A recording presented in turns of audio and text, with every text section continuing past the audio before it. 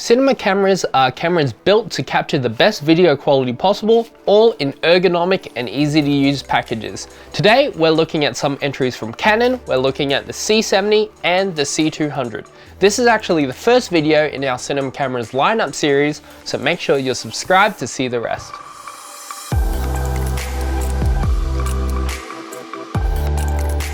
Today, we'll be looking at the key features of the C70 and the C200.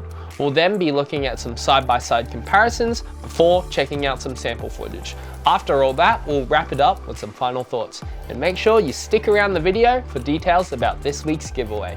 First off, the Canon C70. We actually have a full review of this camera up on our channel, so make sure that you go check it out. This Super 35 camera uses Canon's versatile RF mount. This is Canon's latest entry into their cinema series lineup and is built with single operators, run and gun filmmakers, and gimbal operators all in mind. Let's look at some numbers first. This camera has an ISO range of 160 all the way up to 25,600. It has an insane 16 plus stops of dynamic range and supports wide-DR BT709 recording and BT 2020 recording. This camera can also support HDR footage, which is becoming more and more common for shooters, especially as our media consumption devices, our screens, get better and better and can support HDR footage. This camera's crazy ISO range can allow you to see even in the darkest of conditions, and with wide DR turned on, your base ISO is 400. But if you prefer shooting C-Log 2 or 3, your base ISO is doubled to 800. Now this may seem a little bit high for some people, but that's okay because you can always turn on the built-in ND. With this camera, you get 10 stops of built-in ND controlled via these plus/minus buttons. Now personally, I don't really prefer these buttons to control the ND. I'm more used to a stepped dial, like something on the C100 to control your ND, but these give you a little bit more playability in terms of how you control your ND. This camera can shoot DCI 4K 422 10-bit internal up to 120 frames per second. You can extend that all the way out to 180 frames per second, but you are cropped in a little and you are limited to 2K. This isn't that much of a quality loss, to be honest, and you still get excellent footage. If you so wanted, you can output to an external recorder over the 4K HDMI if you wanted to shoot something like ProRes or DNX. You get a variety of shooting formats on this camera, including all intra and long GOP. We've listed all of these formats on screen because there's too many to count, so you can pause to have a read now. It is worth noting that you can't shoot raw internal or external on this camera, but that's not too much of a problem because of that amazing 16 plus stops of dynamic range, allowing you plenty of room to work with anyway. The C70 takes advantage of Canon's amazing dual pixel autofocus and the image recognition tracking technology.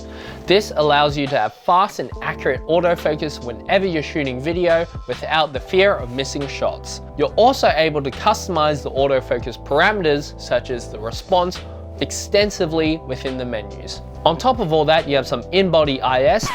Hello, it's Nathan here from the future through the medium of audio. Turns out that past Nathan is an idiot and the C70 doesn't actually have IBIS like the R6 and R5. Instead, the C70 has something called enhanced image stabilization on the image sensor. So when you're using an RF lens, it has coordinated IS, giving you the most optimum handshake correction, giving you up to 8 stops of image stabilization as long as you have a compatible lens.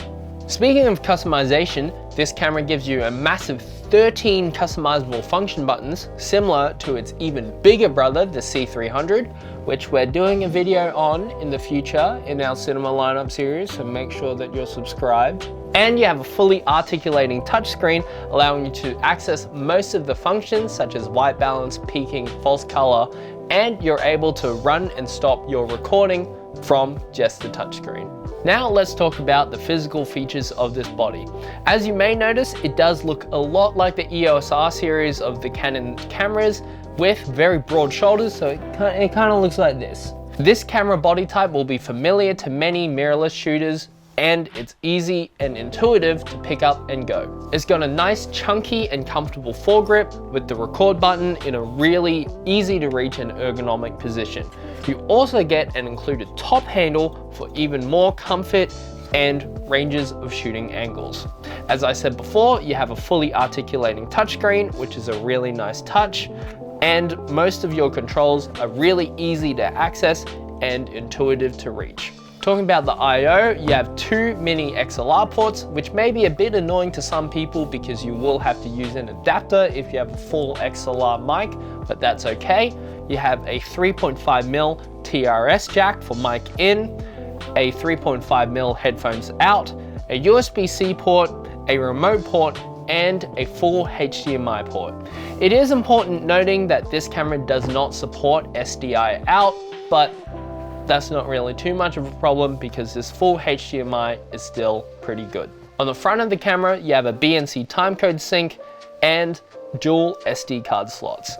It may be a bit weird to some people having the dual SD card slots in the grip.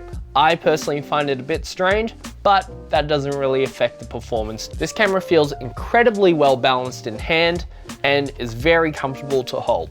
Although I will say the lack of a rotating hand grip may make it a bit uncomfortable to shoot for extended periods of time. This camera is powered by Canon's BPU 30 or BPU 60 batteries, giving you plenty of running and shooting time. This amazing little Netflix approved workhorse of a camera, yes, it is Netflix approved, makes for a great A camera option for people looking to get into cinema cameras, or even a great B camera option for anyone who already owns a bigger cinema body. Now let's look at the C200. This big boy Super 35 EF mount camera, which can also be modified to take a PL mount if you wanted to mount some of those big hulking cinema lenses, is Canon's entry into the world of making big cinema cameras in a smaller package. And let me say, they definitely succeeded with this camera. This is an ergonomic, relatively small and easy to use camera while having all of the features and the quality of a big cinema camera. This camera also has built-in 10 stops of ND and has a dynamic range of 15 stops. Now, while we're looking at the numbers, this may not seem as impressive as the C70, but this has something that the C70 doesn't. That's raw video recording. Raw video recording is much like shooting raw photos, giving you a lot more room to play with the footage in post. With the internal raw recording, this camera can shoot DCI 4K at 10-bit up to 60 frames per second, or DCI 4K up to 12-bit at up to 30 frames per second onto CFast cards. You can also shoot 4K UHD at up to 60 frames per second at 8-bit onto SD cards. And if you wanted to shoot some super slow-mo, you can shoot up to 120 frames per second on this camera, but you are limited to 1080p.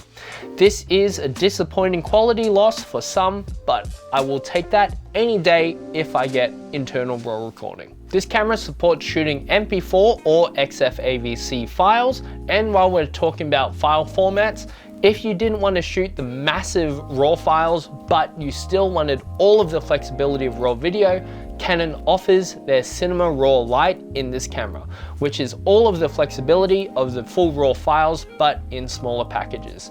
They offer this in 3:1 or 5:1 compression ratios, so you don't have as much gigabytes to deal with. If you wanted to shoot in different formats such as ProRes or DNX, you do have a full HDMI out which supports a 4K signal, but you are limited to 8-bit, and unfortunately there's no way to output RAW on this camera.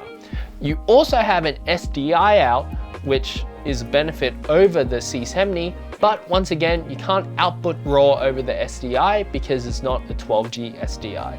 Talking about the physicality of this camera is extremely ergonomic. I especially like the rotating grip, allowing you to customize the grip's angle for whatever situation that you're shooting in. I really like cinema cameras with this rotating grip just because I find it a lot more comfortable when I'm shooting on long days.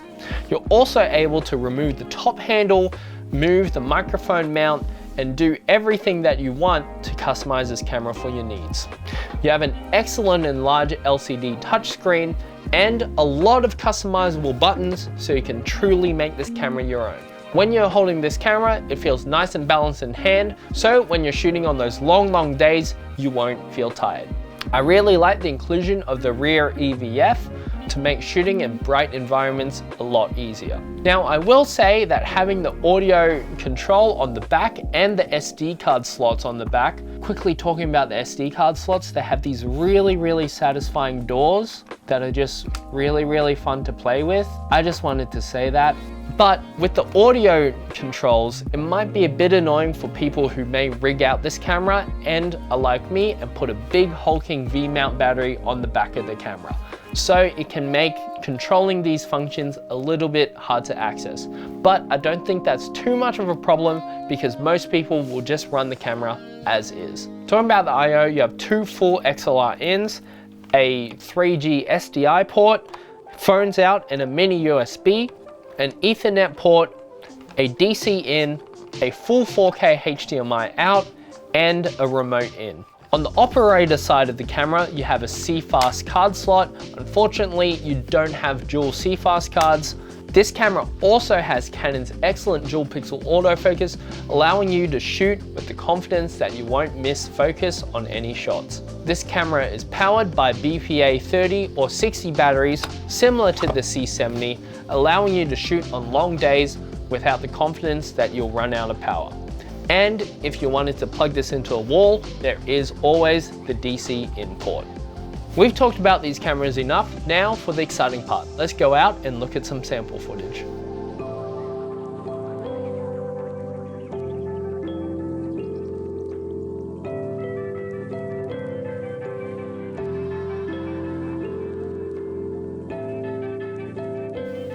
We took both the Canon C70 and the C200 out for some field tests. Both of these cameras benefit from Canon's amazing color science, which in the past has been used by professional videographers to match with bigger cinema cameras such as RE cameras. When we went out and tested these cameras, we also tested their slow-mo features. The Canon C70 had the benefit of being able to shoot slow-mo 120 frames per second in 4K, allowing you to crop in, while the C200 was unfortunately limited to 1080p.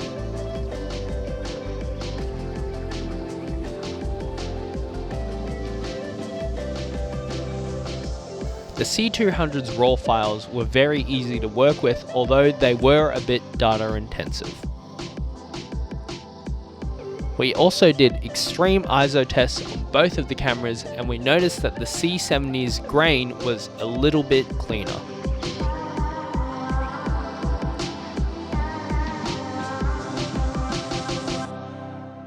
In our autofocus tests, we found that they were both really good with their autofocus in optimum lighting conditions, and even in low light, they held their focus pretty well. The C200 was losing focus a little bit, but we put this down to the fact that we were using Canon's nifty 50mm lens. When we were comparing the low light capabilities, we found that in our opinion, the C200 performed slightly better than the C70.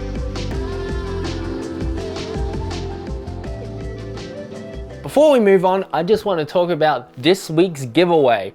This week we're giving you the chance to win some sweet George's merch. We've got embroidered beanies, we've got printed hoodies, t-shirts, and long sleeves for both kids and adults in various sizes and colors. To make sure that you're in the running to win some of this sweet George's merch, like this video, subscribe to this channel, follow us on Instagram, find the post that details this giveaway, and I want you guys to comment down below, I want that sweet George's merch. The winner will be announced on our Instagram, so make sure you stay tuned. Canon always kills it whenever they make a cinema camera. The C70 is an amazing all-in-one package, especially packed into such a small body. The C200 is an amazing workhorse of a camera with that internal cinema RAW. Although the numbers on the C200 aren't as impressive as the C70, I actually prefer the C200's body most of all, and the cinema RAW internal on the camera. But that's just my opinion. Let us know in the comments down below which camera you liked better today, And if you need any more information about these cameras or any other products that we used in the video today, they're linked in the description below. Let us know if you like this video by dropping us a like and considering subscribing. As always, follow us on Instagram for the latest in gear updates, tech news, and giveaways. Thanks for watching and happy shooting.